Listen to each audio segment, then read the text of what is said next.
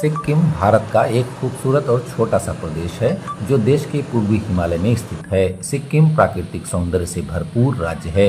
सिक्किम भारत के पूर्वी भारत में स्थित एक पर्वतीय राज्य है। अंगूठे के आकार का ये राज्य पश्चिम में नेपाल, उत्तर तथा पूर्व में चीनी तिब्बत स्वायत्त क्षेत्र तथा दक्षिण में भूटान से लगा हुआ है। भारत का पश्चिम बंगाल राज्य इसके दक्षिण में है।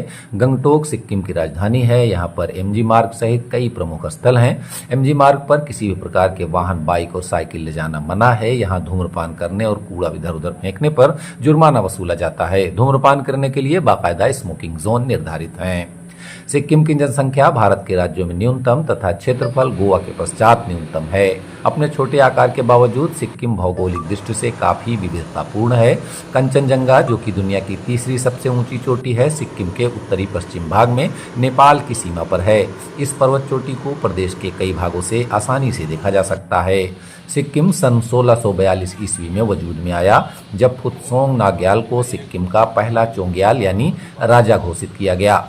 नामग्याल को 3 बौद्ध भिक्षुओं ने राजा घोषित किया था। इस तरीके से सिक्किम में राजतंत्र की शुरुआत हुई।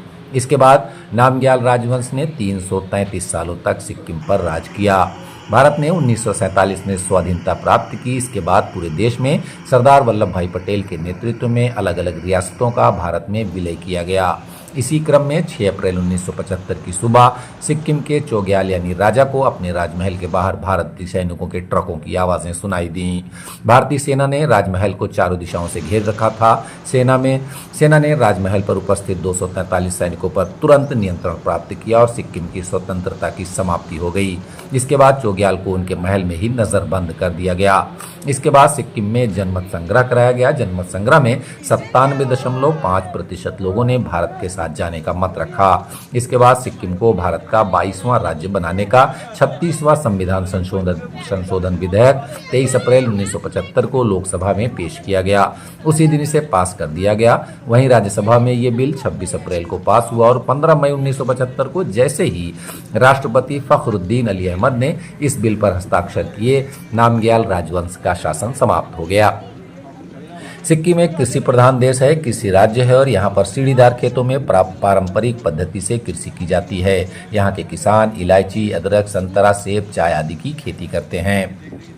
सिक्किम में पर्यटन की बहुत संभावना है और इन्हीं का लाभ उठाकर सिक्किम की आय में अप्रत्याशित वृद्धि हुई है। राज्य में विकास 8.3% है। दिल्ली के पश्चात राष्ट्र भर में सर्वाधिक है। राज्य में कुल 32 विधानसभा सीटें हैं, जिनमें से एक बौद्ध संघ के लिए आरक्षित है।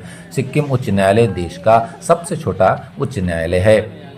प्रमुख स्थलों में नाथुला दर्रा अहम है। नाथुला हिमालय का एक पहाड़ी दर्रा है जो भारत के सिक्किम राज्य और दक्षिण तिब्बत में चुम्बी घाटी को जोड़ता है। ये 14,200 फीट की ऊंचाई पर है और भारत चीन के बीच 1962 में हुए युद्ध के बाद इसे बंद कर दिया गया था। इसे वापस जुलाई 5, 2006 को व्यापार के लिए खोल दिया गया। 20वीं सदी की शुरुआत में भारत और चीन के होने वाले व्यापार का 80% हिस्सा नाथुला दर्रे के जरिए होता था। ये राज्य प्राकृतिक सौंदर्य, दर्शनीय और आदिवासी संस्कृति के लिए जाना जाता है। इसके अलावा सिक्किम में कई प्रमुख बौद्धिक, हिंदू धार्मिक स्थल हैं, जिनके यात्रा के दौरान भी दर्शन किए जा सकते हैं।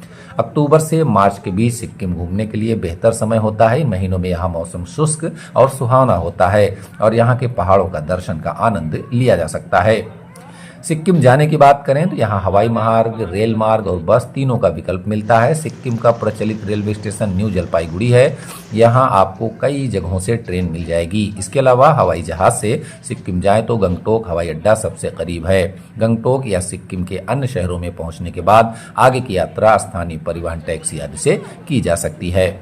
सड़क मार्ग से सिक्किम जाने के लिए सिलीगुड़ी से बस सुविधा भी मिल जाएगी।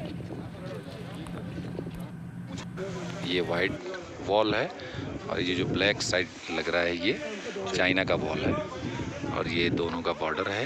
ये चाइना का एरिया है, पूरा दिख रहा है, उसका फ्लैग है। अगर आप आ जाए तो ये इंडिया के हैं। यहाँ पर भी देखिए नीचे